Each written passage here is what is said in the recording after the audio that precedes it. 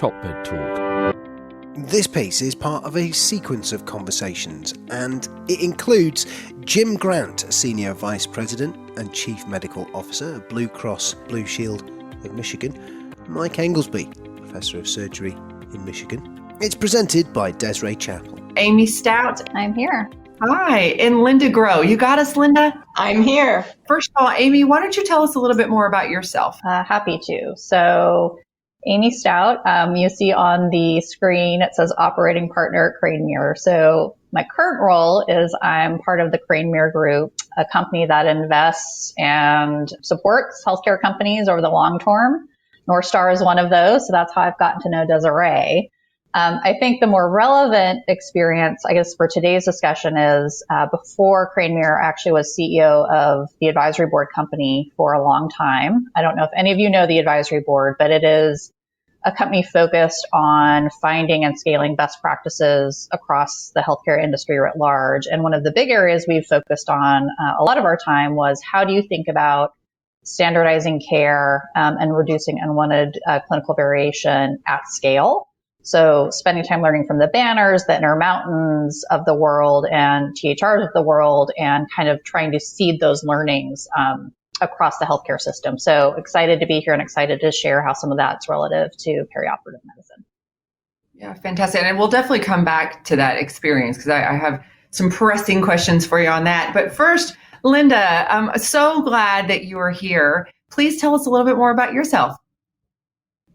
Well, thanks, Desiree, and thanks for inviting me to this interesting discussion. I'm Linda Groah. I am the CEO and the Executive Director for the Association of Perioperative Registered Nurses. I am a registered nurse, and my entire career before I became the CEO was in hospitals as Director and Vice Presidents of operating rooms.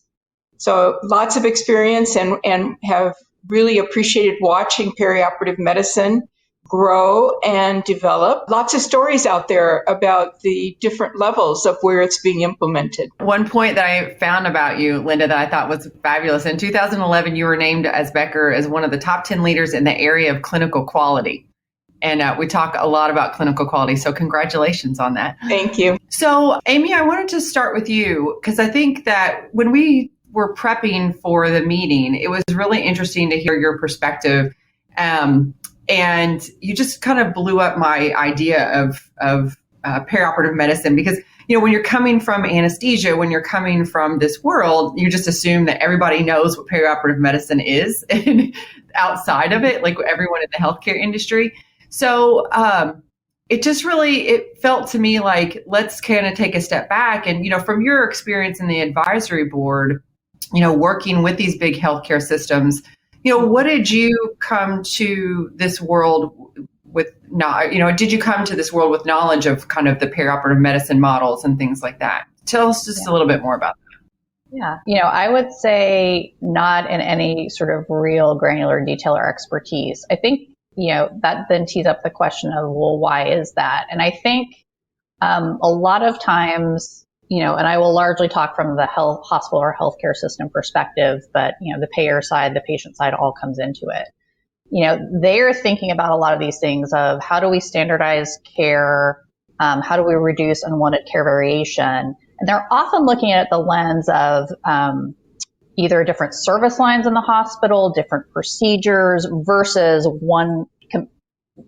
thinking, how do I improve perioperative medicine? They're thinking about how do I reduce those costs, increase quality for our orthopedics department or our cardiology department. And then within that, for total joints and knees or for acute MI or heart failure. So I say that all to say in that I think it's really important to understand the context of the system that you're working within. Everything that perioperative medicine can bring to the table, I think, is a really important part of that story and how you change care. But I'd encourage folks who are passionate about it and who are living at the front lines to really understand the context that you're working in and figure out how this fits into efforts already going on versus feeling like something that is separate from or kind of your little own corner of the world, if that makes sense.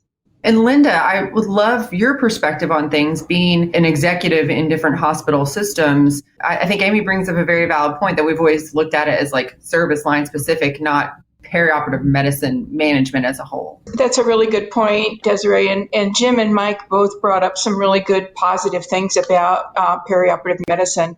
Most importantly is how the patients perceive it. And I think that if you want to go all the way back to when periop medicine first started, kind of launched, and some places embraced it, and they continue to embrace it. Others have let it go and have not really looked at it as the multidisciplinary opportunity that it really is. And so I think that where we've seen the success, from my perspective, and where I hear the stories, are where it has been a multidisciplinary approach. Nursing, anesthesia, and surgeons working together. And without that approach, it's seen as siloed. And if nursing's brought into it after the fact, they're actually usually the ones that have to make this all work. And they're kind of caught off guard, and they're really not well informed on the process and what it really means. There continues to be disagreements. I'm delighted to see Jim and Mike here talking about how they collaborate and work together. That does not exist at every facility, obviously, and there still continues to be that push-pull between getting periop medicine off the ground and who's really responsible for it and what does it really mean. I don't think it's like a lot of things that we do. I remember that Don Berwick once said that it takes 17 years for us in scientific arena to accept things, even if we know that they are evidence-based. So maybe that's the road that we're on with perioperative medicine. Yeah. Well, hopefully, Monty would say he started this 21 years ago, so we're a little bit behind. We're behind the curve. One of the things that we wanted to talk about is how we tee up the value proposition for all these different players in this. And, Amy, you kind of spoke a little bit to this. First of all, what really is value when we're talking about this? Like you as an advisory board person coming in to try and talk someone into, you really need to implement a model like this. Like, what is the value that you would propose? I mean, I think the answer is different and depending on which of the constituencies or groups you're thinking about. And I think that's learning in of itself. If you're thinking about, this program or care standardization in general, you have the lens of the hospital executives who obviously care a ton about quality, but are also very going to be focused on how does this improve efficiency or costs or total care that we're providing. You have the physicians who are going to care a lot about, everyone's going to care about the quality of the patient, but I think you got to take it a level down and think about, okay, what does this mean for them practically day to day, and what's going to keep them engaged and or supporting this? And so from the hospital perspective, I think, spending time, I think where Mike was going before around, gosh, if we're going to structure this, what does this mean not just for the patient quality, but what could it mean for throughput, a length of stay metrics? What could it mean for readmission rates down the road? Like, what is the language that matters to them? And thinking about how you then design it up front to help you capture those things. So that's how I think about it from the hospital administration perspective. I think something Linda just mentioned, and I think is too often missed, is are you bringing the people in who are actually going to have to live it day to day early in the design process? And what I mean by that is, are you going to make it as easy as possible? Are you going to embed it in their workflow or help them design the change in workflow so it doesn't feel like it's something that's just handed to them down the road? I don't think you're ever going to run into people don't believe at the end of the day, these are good things to do. It is, where does the rubber meet the road? And really thinking about the language and the things that are going to impact them in relation to implementing a program like this. Yeah, absolutely. And that's, taking it from a high level down to ground. But I think, you make a good point. You have to take all that into consideration whenever you are, thinking about integrating these models for sure. Linda, from your perspective, and then Amy, I'd like to get yours and maybe even bring Jim into this as well. How can or should perioperative medicine be integrated into the larger value-based care initiative? So I'm sure that, with quality, there were some large quality initiatives that you were doing. How do you integrate perioperative medicine into that? I really am going to look at it from my perspective as a nurse, which is, I think we look at it from the patient's perspective. Is this better for the patient? And we know this is the age of the consumer. We are driven by what the consumers say about our institutions, about how we deliver care. We have administrative rounds where administration's going out and asking patients, how are you doing? Is there anything we can do for you? There's a whole different perspective on how care is delivered. Now, COVID has brought us some other opportunities. Telemedicine has really, I've heard as much as 75 to 80% of the patients pre-ops can be done via an iPad now. So how does that fit into the peri-op medicine concept? The social determinants of health are also very much talked about. They were always there, but there's a new light on them. And so I believe that if we start, not all of the players, if they look at it from where is the patient and what's best for the patient, I think that the other answers follow. And yes, it is higher quality. Yes, there can be some opportunities for cost savings. At least even if it breaks even, if the patients are happier, isn't that worth moving into the concept and proving that it does make a difference?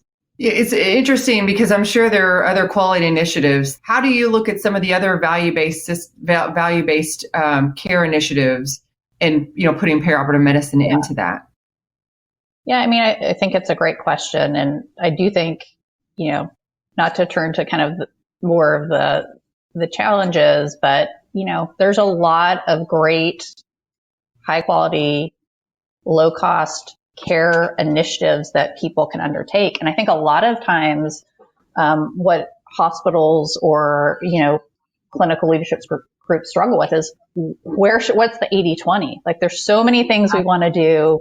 We're all passionate about it, but how do we kind of focus in on what's going to be, big picture, get us the most bang for the buck on quality and on efficiency and cost and be good for the patient. And so again, I kind of put that a lens on it in that I do think as you're thinking through, if you're at the beginning of creating this, like, are you talking to the CMO of your health system? Are you talking to kind of admin around, like, what's your larger goal around either standardization or reducing unwanted care variation or what have you? What things are already going on?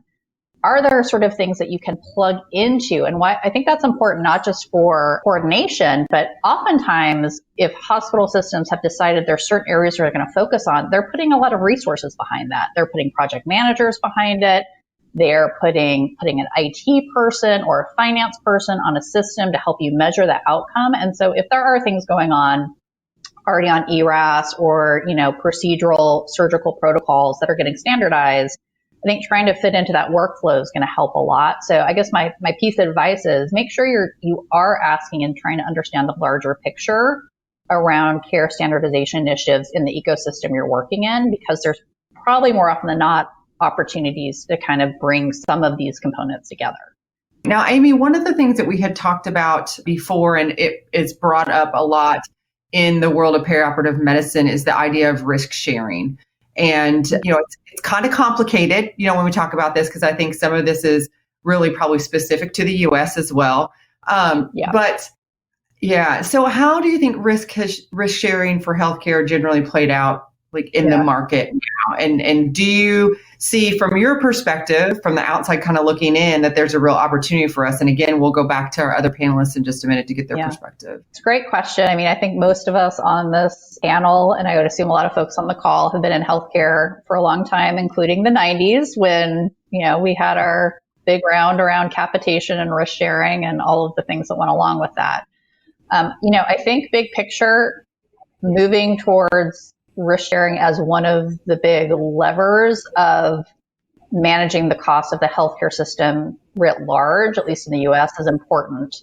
I think at the same time, it continues to be a lot slower in terms of uptake. I think Michigan is actually one of the markets where it has been more creative than a lot of different markets, but there's just a lot of inertia and a lot of it, not for lack of desire, but is pretty complicated to take on risks. And risk means a lot of different things. It can mean anything from pay for performance on key initiatives to, am I actually managing an episode at risk? So a total joint patient for 90 days, all the way to, am I taking a whole population on for risk? And is there upside, downside from my fee for service payment all the way to capitation? So there's a whole spectrum.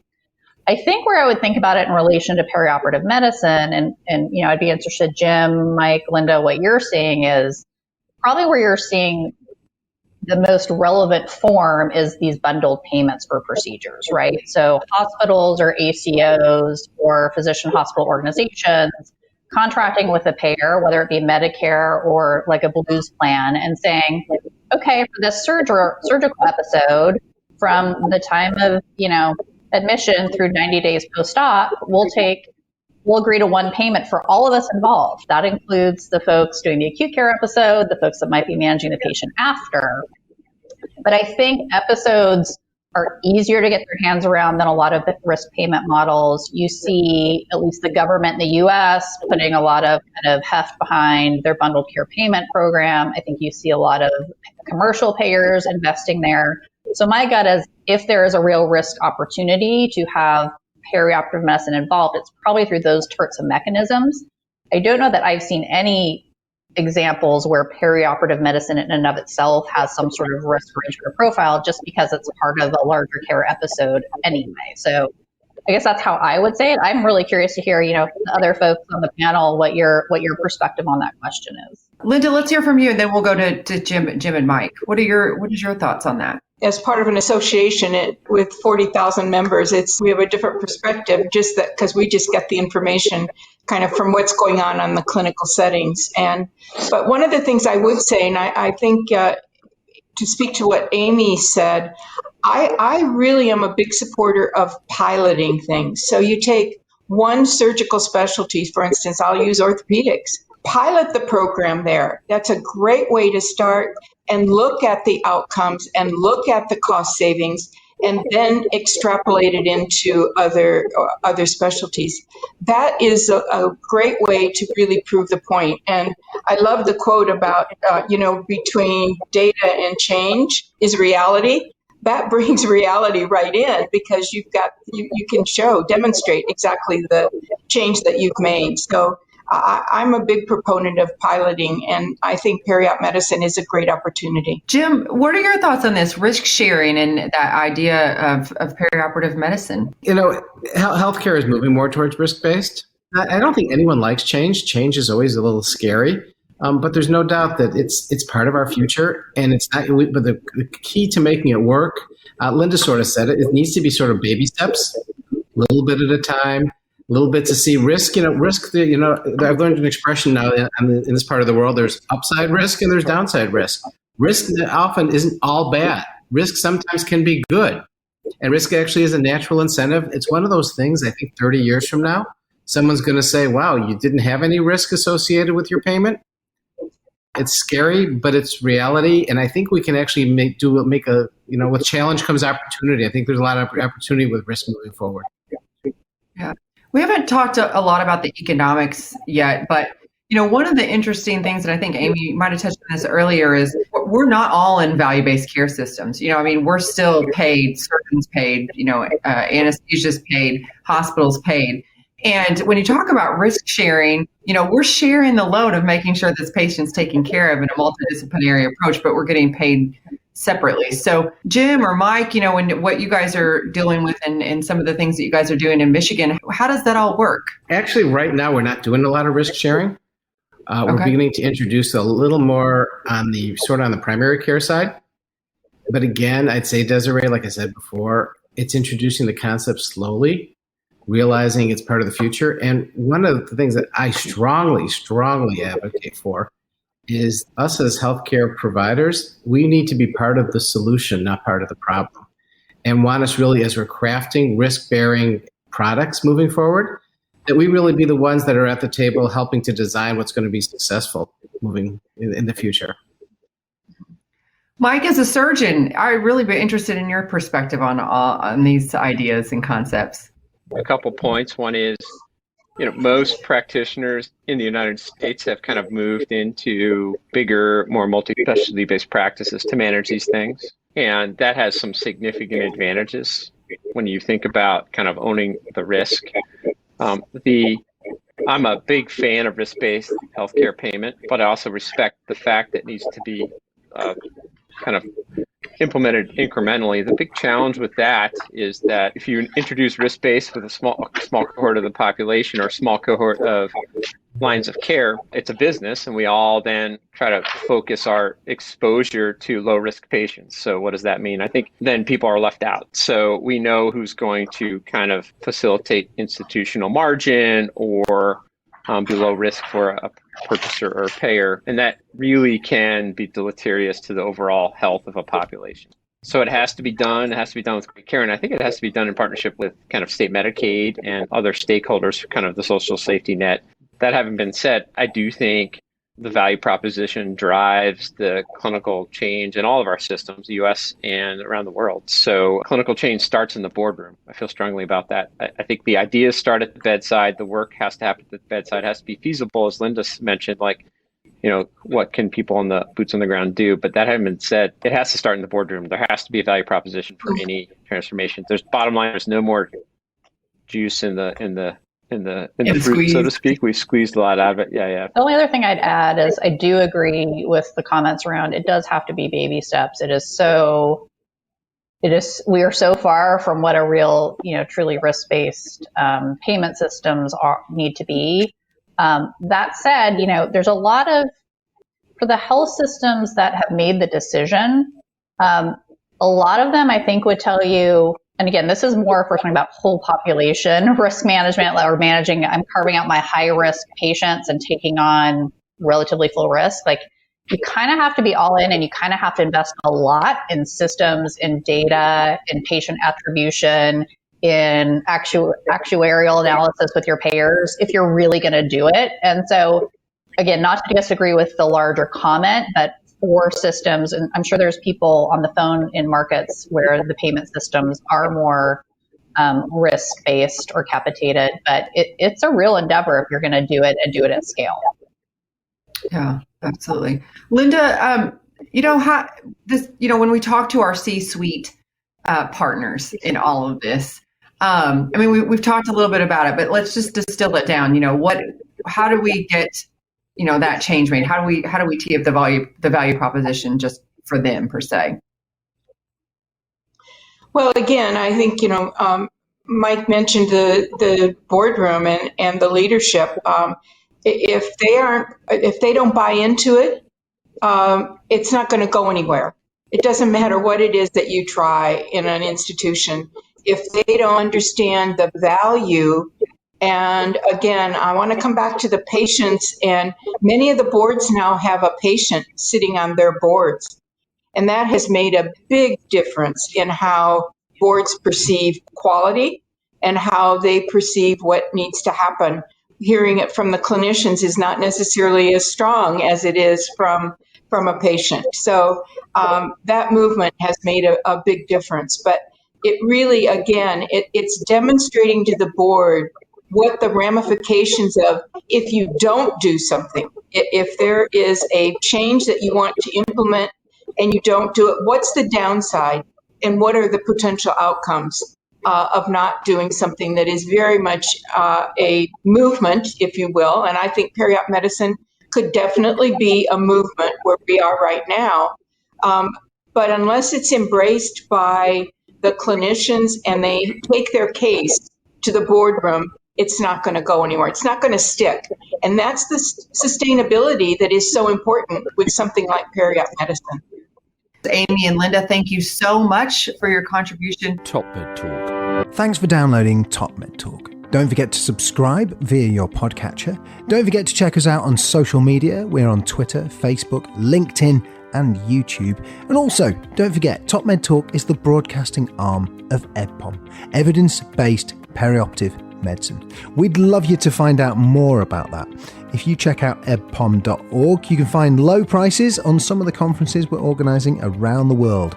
Many of them are virtual and don't even involve you leaving your own home. Check out ebpom.org now.